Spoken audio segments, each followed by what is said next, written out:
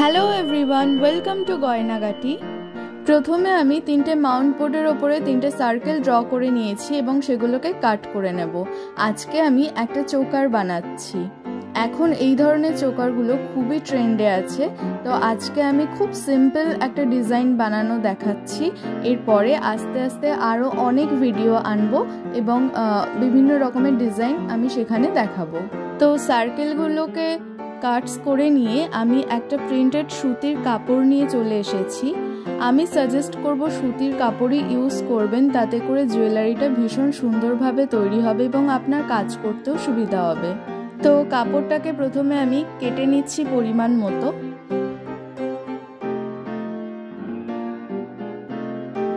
এবারে কাপড়ের উপরে আমি আঠা অ্যাপ্লাই করছি। আমি এখানে ফেভিক্রিলের ফেব্রিক গ্লু ইউজ করছি। এই ধরনের কাজের জন্য এই ফেব্রিক গ্লুটা ভীষণই ভালো। আমি যত বছর ধরে এই ধরনের কাজ করছি আমি এই একটাই গ্লু ইউজ করি। যাই হোক, আঠাটার সাথে আমি সার্কেলটাকে স্টিক করে নিয়ে এবারে অতিরিক্ত কাপড়ের টুকরোটাকে কেটে সরিয়ে রাখলাম। এখন দেখুন, পুরো সার্কেল বরাবর কিন্তু আমি মাপে মাপে কাপড়টাকে কেটে নিচ্ছি না, কিছুটা অংশ এক্সট্রা রেখে অতিরিক্ত যে অংশটা রয়েছে সেটাকে আমি বাদ দিয়ে দিচ্ছি।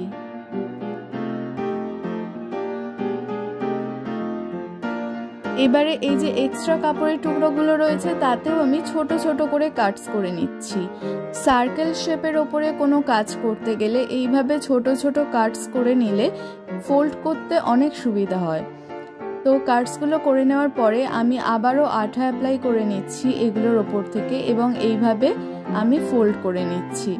আপনি চাইলে কাটস নাও করতে পারেন, কিন্তু তাতে ব্যাক সাইডের ফিনিশিংটা কিন্তু একটু এবড়ো খেবড়ো মতো হতে পারে। সো আমি সাজেস্ট করব এই ধরনের কাজের ক্ষেত্রে সবসময় এই ছোট কাটসগুলো অবশ্যই করে নেবেন। তো সার্কেলের ওপরে সমস্তটা ফোল্ড করা কমপ্লিট হয়ে গেছে। চলে যাচ্ছি পরের প্রসেসে। আমি একটা ব্ল্যাক কালারের ডলি সুতো নিয়েছি। সুতোটাকে সবার প্রথমে আমি একেবারেই আনফোল্ড করে নেব, একদম সিঙ্গেল রোপে নিয়ে চলে আসছি। আচ্ছা, এবারে এই যে দুটো প্রান্ত রয়েছে সেই দুটো প্রান্তকে আমি এক জায়গায় করে আবার ফোল্ড করতে থাকবো। এইভাবে কন্টিনিউয়াসলি আমি ফোল্ড করতে থাকবো যতক্ষণ না ব্যাক রোপের মতো শেপে এই সুতোটা চলে আসে।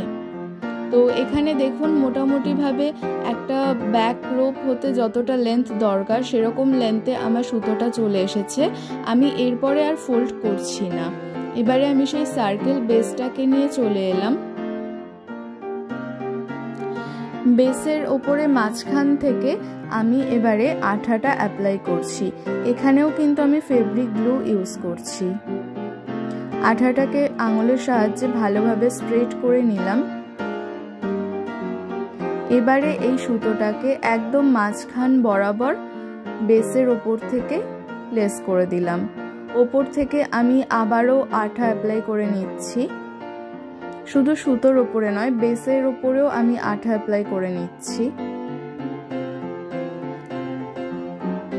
এবারে দেখুন, বেসের যে শেপটা রয়েছে বা সাইজ রয়েছে একদম একই সাইজে আমি আর একটা কাপড় কেটে রেখেছিলাম, একই কাপড় নিয়েছি আমি, সেটাকে এর ওপর থেকে এইভাবে বসিয়ে দিলাম।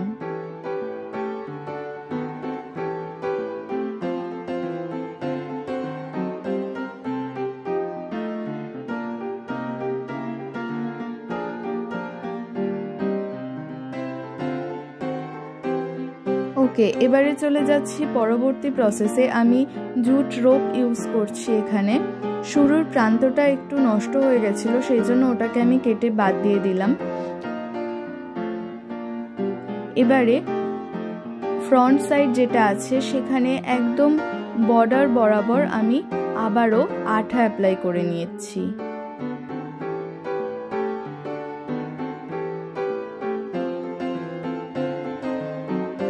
এবারে এই জুট রোপটাকে আমি এইভাবে আলতো হাতে বসাতে থাকবো। একটা কথা বলে রাখি, এই ধরনের কাজগুলো করার সময়, অর্থাৎ এই ধরনের আঠা দিয়ে কিছু স্টিক করার সময় একদম স্টার্টিংয়ে মনে হতে পারে যে এটা ঠিক আটকায়নি বা খুলে আসছে, বাট ট্রাস্ট মি, আঠাটা যখন একবার পুরোপুরিভাবে শুকিয়ে যাবে তখন আপনার তৈরি করা জিনিসটাও কিন্তু খুব ভালোভাবে সিকিউরভাবে আটকে থাকবে। জুট রোপটাকে আমি অ্যাটাচ করে নিয়েছি। এবারে উপরের দিকে যে আঁশ ওঠা মতো যে দড়ি বা সুতো মতো থাকে সেগুলোকে আমি কাঁচির সাহায্যে সাবধানে কেটে নিচ্ছি।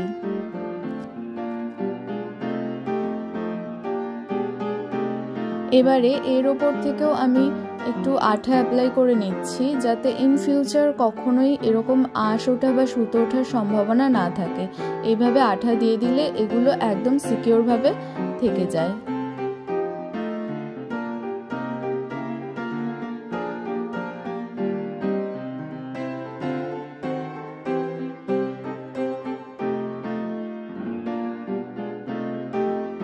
আচ্ছা, এবারে চলে যাচ্ছি পরের প্রসেসে। আমি দুটো হোয়াইট কালারের কটন বল নিয়ে এসেছি। যে ব্যাক রোপটা আমি রেডি করেছিলাম তার একটা প্রান্ত নিয়ে আমি এইভাবে পেঁচিয়ে দিলাম এবং তার মধ্যে থেকে আমি এই কটন বলটাকে নিয়ে নিলাম। এই কটন বলগুলো আমি বাড়িতেই বানিয়ে নিয়েছি, যার জন্য এটার যেটা শেপ আছে সেটা ছোট বা বড় সেটা আমি নিজের মতো করে নিতে পারি। তো দুটো সাইড থেকেই আমি একটা একটা করে কটন বল এর মধ্যে নিয়ে নিয়েছি। এবারে আমি সামান্য একটু করে আঠা এখানে অ্যাপ্লাই করে এগুলোকে স্টিক করে দিচ্ছি, যাতে এগুলো কখনো খুলে পড়ে না যায়। আমি আবারও একটা কথা এখানে রিপিট করছি, আঠা দিয়ে কোনো কাজ করার পর সেটাকে রেস্টে রাখতে হবে আঠাটা শুকানো অবধি, নাহলে কিন্তু মনে হতে পারে যে ঠিকঠাকভাবে জোড়া লাগেনি। আমি আবারও আর একটা হোয়াইট কালারের কটন বল নিয়ে এলাম, সেটার উপরেও আমি আঠা অ্যাপ্লাই করে নিচ্ছি এবং এটাকে আমি এই যে সার্কেলটা করেছি তার ঠিক মিডল বরাবর প্লেস করে দিলাম। এটা কিন্তু অলরেডি দেখতে ভীষণ সিম্পল এবং সুন্দর লাগছিল। আমি এবারে কানের দুল বানানোর প্রসেসে চলে এসেছি। একদম একই প্রসেস, প্রথমে যেভাবে চোখারটা বানিয়েছিলাম সেরকমই কাপড়ের ওপরে আঠা অ্যাপ্লাই করে নিয়েছি এবং তার ওপরে আমি দুটো মাউন্ট বোর্ডকে বসিয়ে দিলাম।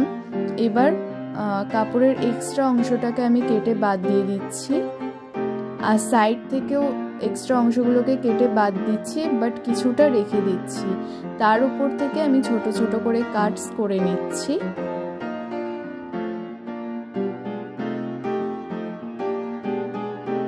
কাটস করে নেওয়া হয়ে গেলে তার ওপর থেকে আমি আঠা অ্যাপ্লাই করে নিলাম এবং এইভাবে কন্টিনিউয়াসলি ফোল্ড করে নিলাম।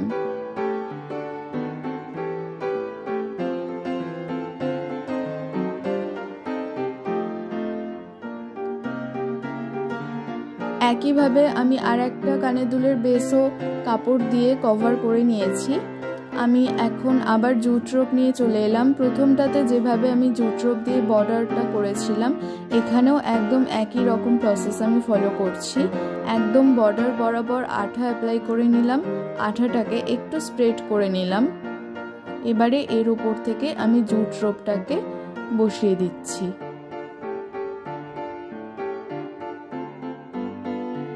বাই দ্য ওয়ে, আপনারা কেউ যদি আমার কাছ থেকে জুয়েলারি কিনতে ইন্টারেস্টেড হন তাহলে আমার সাথে সরাসরি কথা বলে নিতে পারেন বা যোগাযোগ করে নিতে পারেন। ডেসক্রিপশন বক্সে আমি আমার ফেসবুক এবং ইনস্টাগ্রাম আইডির লিঙ্ক শেয়ার করছি, আপনারা সেগুলোর মাধ্যমে আমার সাথে সরাসরি কথা বলে নিতে পারেন। এগুলো ছাড়াও যদি আপনাদের অন্য কোনো কোয়ারিজ থাকে আপনারা তাহলে কমেন্টে অবশ্যই জানাতে পারেন, এবং যদি কমেন্ট নাও করতে চান আমার সাথে পার্সোনালভাবে কথা বলে নিতে পারেন।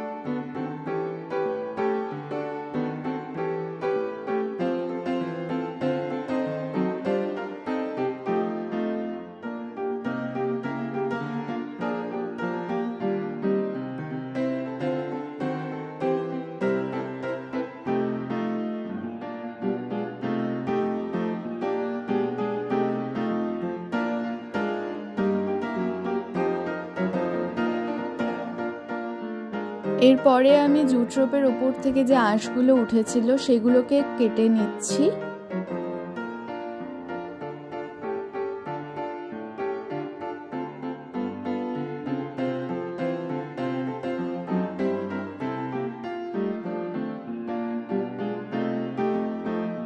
তারপর জুট রোপের উপর থেকে আমি আবারও আঠা অ্যাপ্লাই করে নিচ্ছি।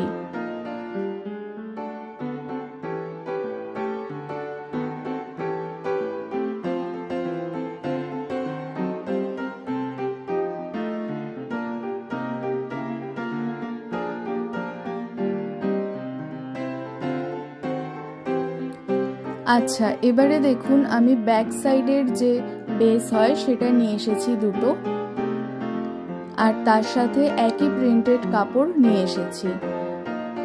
এটাকে আপনি চাইলে প্রথমেই গোল শেপ করে নিতে পারেন, তবে আমার সেটা মনে হয়নি। তো আমি একদম প্রথমে যেটা করছি, বেসটাকে প্রথমে কাপড়ের সাথে A4 O4 করে নিলাম। এবারে আমি আবারও আঠা ইউজ করব। এই জায়গাটাতে অল্প করে একটু আঠা আমি অ্যাপ্লাই করে নিচ্ছি, সিকিউর থাকবে তাহলে খুব বেশি। এবারে আমি যে বেসটা আছে কানের দুলে, তার ব্যাক সাইডটায় ভালো মতো আঠা অ্যাপ্লাই করে নিচ্ছি প্রথমে। আর যে স্টোরটা আছে তাতেও আমি একটু আঠা লাগিয়ে নিলাম। এবার এটাকে উপরের দিক বরাবর অ্যাডজাস্ট করে বসিয়ে দিচ্ছি। আপনি যদি এই ধরনের কাজ প্রথম করেন তাহলে আমি সাজেস্ট করব ফ্রন্টে যে জুট রোপটা ইউজ করা হয়েছে সেটা শুকিয়ে গেলে তারপরেই এই কাজটা করবেন, নয়তো আঠা উঠে যাওয়ার সম্ভাবনা থাকতে পারে। তো আমি আর একটা বেসও একদম একই রকমভাবে ব্যাক সাইডের বেসটা অ্যাটাচ করে নিচ্ছি। এবার ওগুলোকে শুকোতে রেখে দিয়ে আমি এদিকে চলে এসেছি একটা কড়ি আর জাম্পরিং নিয়ে। জাম্পরিংয়ের মুখটাকে আমি প্রথমে ওপেন করে নিচ্ছি। এবারে এর মধ্যে থেকে আমি একটা কড়ি অ্যাটাচ করে নিলাম। এবারে এটাকে আমি এই চোকারটার সাথে অ্যাটাচ করব। তো তার আগে আমি নিয়েছি একটা বড় সেফটি পিন দিয়ে আমি চোকারটার তলার দিকটায় একটা ছিদ্র করে নিচ্ছি। এই ধরনের কাজের জন্য একটা আলাদা টুল পাওয়া যায়, তবে আমার কাছে সেটা নেই এবং আমার প্রয়োজনও হয় না। তো আপনারা চাইলে সেটাকে ইউজ করতে পারেন। আমার যেহেতু সেফটি পিনেই কাজ হয়ে যায় সেই জন্য আমি আর আলাদা করে সেটাকে কিনিনি। এবারে দেখুন জাম্পরিংটাকে নিয়ে এলাম। যে ছিদ্রটা আমি করে নিয়েছিলাম সেফটি পিন দিয়ে, সেটার মধ্যে থেকে জাম্পরিংটাকে আমি A4 O4 করে বের করে নিলাম। এবারে এটাকে চেপে ভালোভাবে সিকিউর করে নিচ্ছি। তো ব্যাস, আমার এই চোকারটা কিন্তু একদম রেডি হয়ে গেছে ইউজ করার জন্য। ফিরে যাচ্ছি কানের দুলটাতে। কানের দুলটা কিন্তু এখনও কমপ্লিট হয়নি। ফ্রন্ট সাইডের আঠাটা শুকিয়ে গেছে। এবারে এই যে কাপড়ের অতিরিক্ত অংশগুলো রয়েছে এগুলোকে আমি কেটে বাদ দিয়ে দিচ্ছি।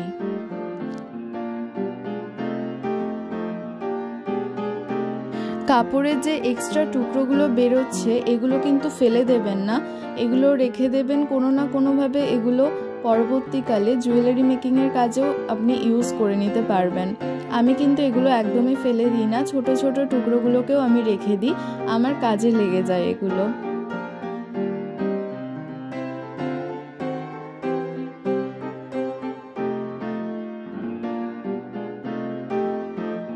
একইভাবে অন্য আর একটা কানের দুলের যে বেস আছে তার থেকেও আমি কাপড়ের টুকরোটাকে কেটে বাদ দিচ্ছি। আচ্ছা, এবারে স্টেপটা কিন্তু ভালোই ইম্পর্টেন্ট। কাপড়ের টুকরোটা বাদ দেওয়ার পরে ব্যাক সাইডে এরকম বর্ডার বরাবর আমি আবারও আঠা অ্যাপ্লাই করে নিচ্ছি, যাতে ইন ফিউচার কোনোভাবেই এখান থেকে সুতো ওঠার কোনো সম্ভাবনা না থাকে। এই স্টেপটা কিন্তু কোনোভাবে স্কিপ করা যাবে না, এটা অবশ্যই করতে হবে। এই কাজটা করে নেওয়ার পর আমি ওভারনাইট আঠাটা শুকানোর জন্য রেখে দিয়েছিলাম, যাতে এই জুয়েলারিটা ভীষণ ভালোভাবে শক্তপোক্তভাবে রেডি হয়ে যায়।